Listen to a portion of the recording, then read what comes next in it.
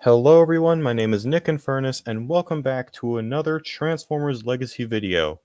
After at least 2 nights of problems, I think I can finally get this video done without any technical issues, and I apologize in advance for any future videos if the text looks really pixelated and ugly.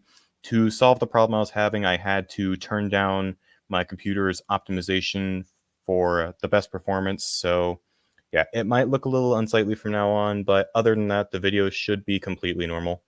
With all that being said, let's finally talk about Origin Wheeljack and Commander Class Magmatron. So, like I said in the initial take, I wouldn't say that either of these figures are perfect, but they are still fantastic, and I would highly recommend both of them. Now, it should really say something if I'm recommending them before I've even talked about them. So let's talk about them. Starting with Wheeljack, the one that I'm pretty sure was revealed first, but I could be misremembering. Either way, it's the one I got first. Now, the thing with the Origin figures is that they all have pretty weird proportions and a good amount of kibble, but it's always been the excusable kind where, well, what I should say is that it's excusable in their case because they're trying to do something that the animation of the pilot would have made it impossible for them to do as actual toys. Earth robot modes that turn into Cybertronian vehicles. Because why not, right? Yeah, I know why not, because animation budget, but still. Couldn't have hurt to at least tweak their robot modes just a little bit, to at least make it make sense. But instead, we had Volkswagen Bumblebee turn into that UFO, or omelet, as I heard one person call it once. But anyways, thing with Wheeljack and really all of them is that yes, they're kibbly, yes, they have weird proportions, but it's in favor of the alt modes, which pretty much all 3 times have been spot on. And even with his weird proportions and kibble, I'd still say that the figure captures Wheeljack's design very well. It still has his essence, the head is spot on, he still has his little wing thingies, even though they are faux pieces, unlike the Earthrise figure. Though, then again, the Bumblebee movie figure also had that things. Also, they were also faux pieces on there, so it's not that big of an issue. He has some fun accessories as well, like the little fan pieces that can connect to his front bumper, his rocket launcher or I guess shoulder launcher that can actually peg into his shoulder, and his blast shield, which is a fun accessory that is very satisfying to put on his alt mode, but it's the kind of thing that I just stuck in a drawer not long after I got him, because it's not an accessory I see myself using. Then again, maybe at some point in the future I'll take it out again just to mess with it. It's still a very nice accessory, and it's nice that they were able to pack all of this in. Then again, the Voyager budget probably helped with that. Posing you'd think wouldn't be that great given his general build and the fact that his shins are giant freezer blocks, but it actually manages to be the second best poser of the three, with 90 elbows and more than 90 knees, and very mobile feet. Not as mobile as Bumblebee's, but definitely more mobile than Jazz. Then again, Jazz was pretty average on that front. Transformation also happens to be the second best of the group, where it's a little fiddly and panel heavy and a kind of a shell former, since it's really just the kibble doing all the work except for the front bumper.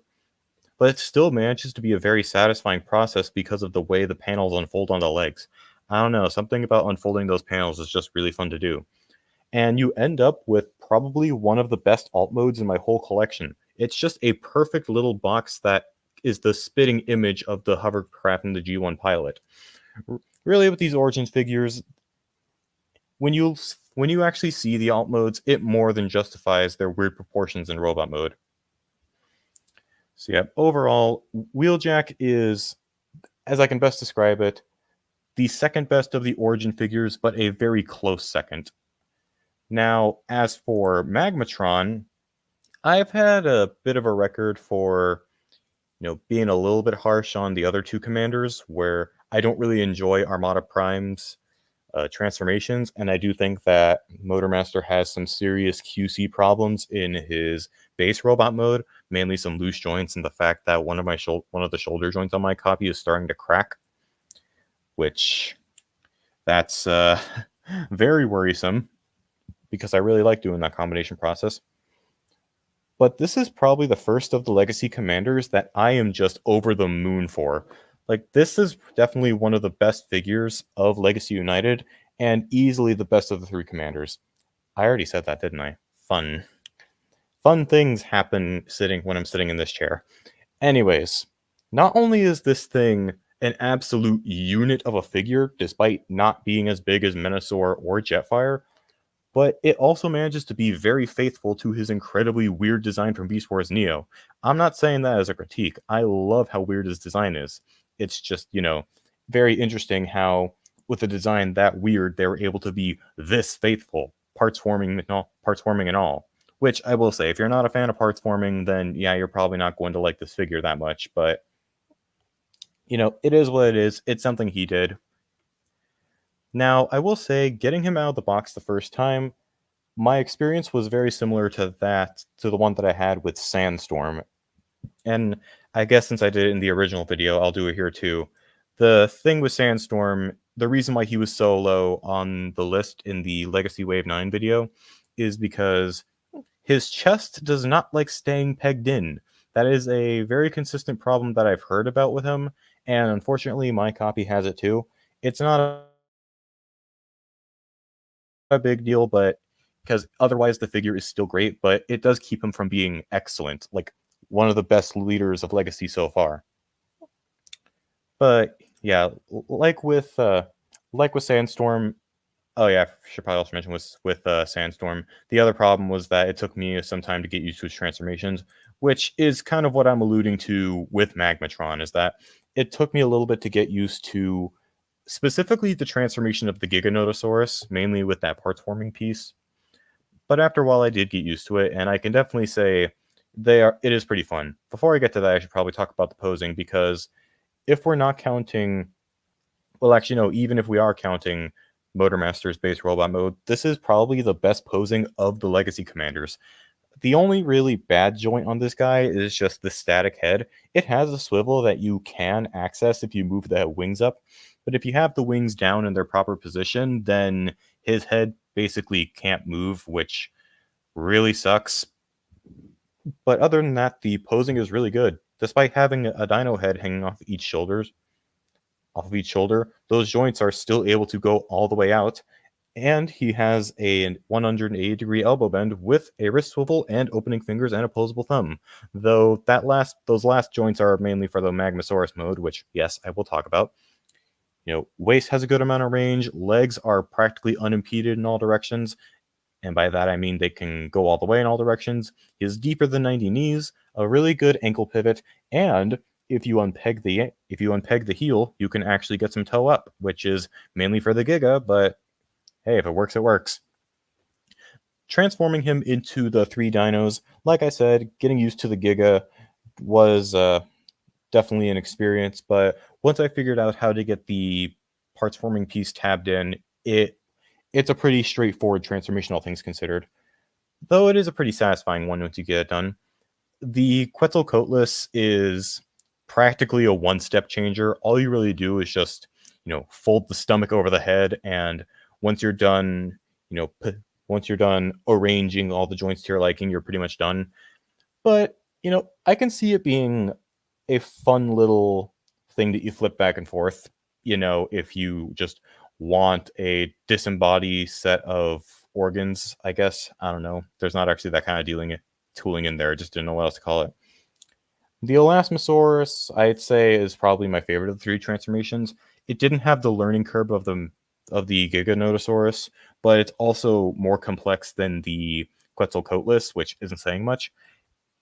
It does it does involve a giant parts forming piece with that shield, but the way that the arms are positioned, the way that you position the arms for the alt mode is very interesting.